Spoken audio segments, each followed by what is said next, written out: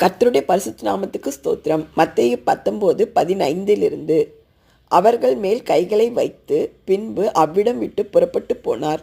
அப்பொழுது ஒருவன் வந்து அவரை நோக்கி, நல்ல போதகரே, நித்திய ஜீவனை அடைவதற்கு நான் எந்த நன்மையை செய்ய வேண்டும் என்று கேட்டான். அதற்கு அவர், நீ என்னை நல்லவன் என்று சொல்வானேன்? தேவன் ஒருவர் தவிர நல்லவன் ஒருவனும் இல்லையே.